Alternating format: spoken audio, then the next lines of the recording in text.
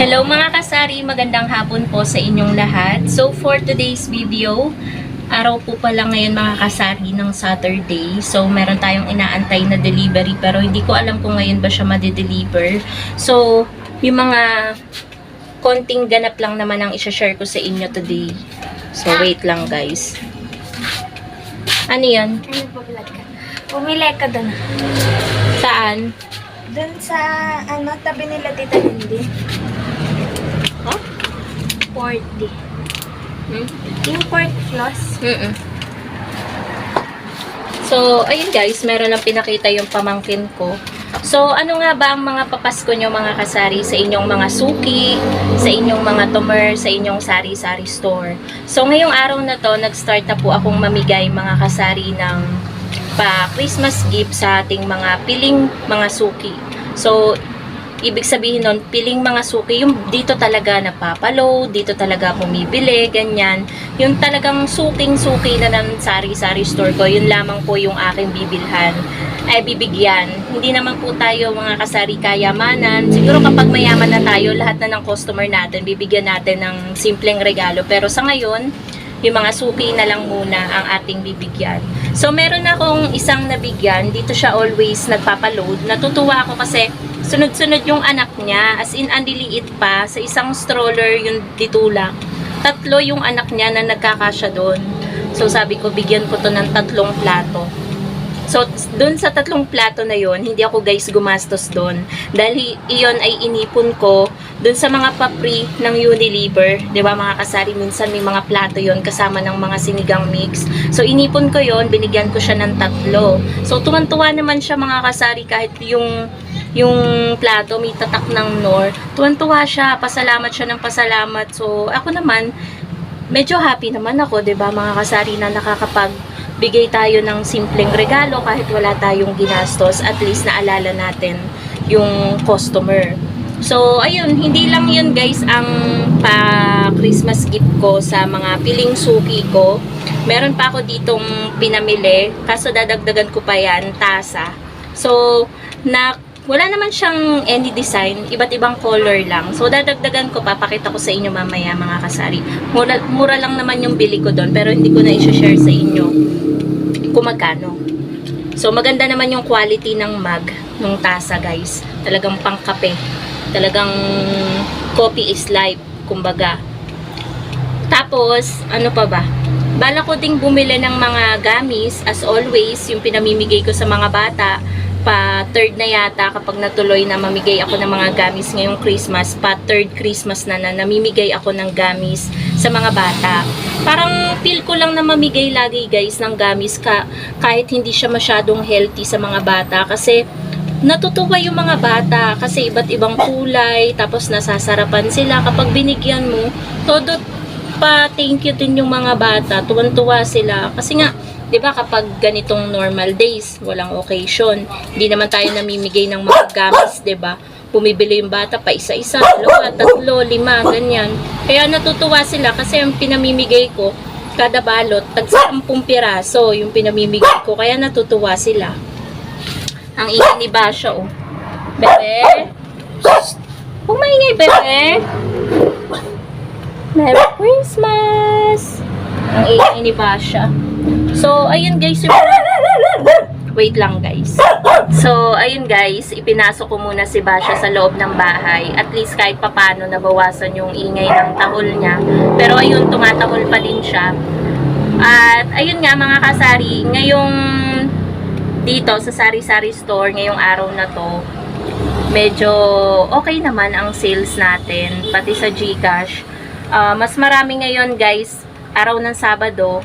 Iba-iba din talaga ang mood ng mga tao eh. Minsan kapag araw ng Sabado, ayan yung cash in, cash out. Ngayon naman hindi masyado. Tingnan ko na lang mamaya kasi wala pa naman yung mga construction worker, mga magpapadala yan, tapos may sabong pa ngayon, kaka-start lang. Actually, mga kasari, load, mas lamang ang load ngayon. So, sino dyan, mga tindera na nanonood ngayon, na kapag nakarinig ng kahit may ginagawa ka pa, naguhugas ka ng pinggan, karipas ka sa tindahan mo kasi merong magka-cash out ng 10,000. Magkano rin ang kita natin doon kung sa 20 ang 1K. So, 200 pesos din, 'di ba mga kasari, yung kita natin doon. Nangalay na ako. Hawak ko lang kasi cellphone ko. So, 200, instant 200 pesos agad yung kita. Karipas akong ganyan, no? Habang naguhugas ako sa lababo ng kaldero kasi naglalaga kami ngayon ng munggo. Bed namin ngayon ng munggo. Tapos, daing na bangus. Yun yung ulam namin mamayang gabi. So, binabad na ni partner yung bangus. Tapos, naglalaga na ako ngayon ng munggo. So, ayun. Pakita ko din sa inyo mamaya yung mga transaction natin. So, ayun guys, mag-start na tayo. Pakita ko na sa inyo yung pa-Christmas gift natin sa mga piling suki natin sa ating sari-sari store, tsaka yung transaction natin sa GCash ngayong araw ng Sabado. So, dito ko guys nilagay yung tasa na nabili ko. Konti pa lang yan, tatatlo lang yan guys. Tapos yung plato, nabigay ko na doon sa kauna-unahan natin na bigyan ng munting regalo. Ayun. So, 3 perasong plato yun. Yun lang yung naipon natin sa mga na-order natin kay Unilever. So, ito yung mga tasa, nakabalot siya sa dyaryo. Pero ang cute ng kulay niya. Talagang pastel na pastel yung kulay niya. Ayan guys, yung kulay ng green. Simple but elegant na tasa, 'di ba? Ayan siya. 'Di ba mga kasari? Maganda rin naman yung, syempre tinanggal natin yung presyo. Maganda rin yung quality niya, makapal at hindi madaling mabasag. Tapos ito, ayan yellow. Tapos blue. Dadagdagan ko pa yan guys. Meron pa ako nakitang color black. Ang ganda nung black. Tapos, baka magdagdag pa ako ng mga 3 pa or 5, ganyan. Kasi dito lang naman yan sa kabilang barangay na bili ko sa gyms. Dun sa pinamimilihan namin lagi ni partner. So, kahapon ko yan binili guys. Ito yung blue. 'Di ba? Ang ganda. Yan. Bala ko pa yan guys, lagyan ng kung ano yung iniinom nung bibigyan ko, iniinom na kape. Yun yung for example, ito. Bibigay ko dun sa isang lalaki na suki ko sa Marbles. Yan. So, kapitbahay namin. Ang iniinom niyang kape, Kopiko Brown. So, Kopiko Brown yung ilalagay ko dito. Single na Kopiko Brown. Hatiin ko na lang yung twin pack. Yun. Or kaya isang buong twin pack na ilalagay ko dito, 'di ba? Sukso ko dito, tapos pag bumili sa mga 24, syempre guys, 25 sarado kasi yung tindahan ko, kaya mga 24 ko na to iaabot sa mga suki natin, yung pa-simple gift natin sa kanila. So, dadagdagan ko pa yan kasi 21 pa lang naman ngayon, December 21. So, meron pa akong 22, 23, 24 para magdagdag dito, 3 days pa. So, yan, balik natin dito. Nilalagay ko guys sa box kasi, tsaka pinaplastic ko, baka gapangan ng ipis. Alam nyo naman, kabaho ng wiwi ng ipis, 'di ba? So, tatakpan pa natin yan ng ganyan, ng mabigat na para yung box hindi siya mapasukan ng ipis or daga, ganyan. Tapos, yung transaction natin, sa 24 kasi guys, aalis kami ni partner. Magwi-withdraw tayo. Tapos, baka doon na ako bumili ng gamis. Mabilis lang naman i-repack yung mga gamis. So, sa palengke na ako bibili. Hindi ako dyan kukuha sa ating paninda. So, ito yung mga transaction natin, guys. Sa GCash. Simula dito. Ito na yung 21. Hanggang dito. Yan pa lang yung transaction natin. So, meron tayong kaisa-isa. Ayan, 'di ba? Makikita nyo, panay load.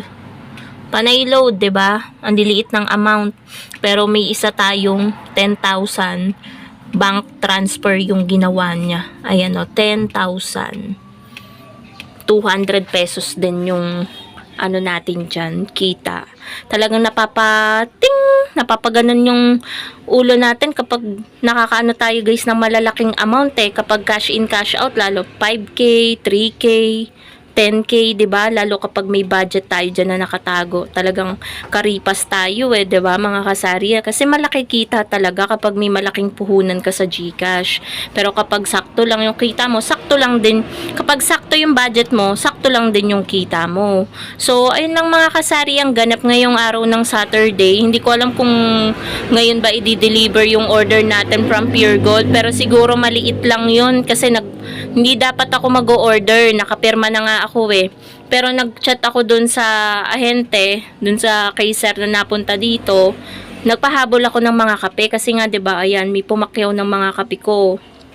Yung iba doon, like kape mocha, caramelo, sa ano ko lang yun binibili, tsaka yung creamy latte, sa Pure Gold ko lang yun guys nabibili, kaya nag-order ako. So, ayun, siguro nasa 1,000 plus lang yun mga kasari, kasi pahabol na order lang yun, nagdagdag lang ako ng konti ng ibang items. So, ayun, dito ko na rin tatapusin mga kasari itong aking vlog, yun yung pa-simple gift natin sa ating mga piling suki. Tsaka na lang tayo magdadagdag kapag nakaluwag-luwag na. Syempre, hindi naman tayo mayaman, 'di ba? So, may tao lang, guys. Bye!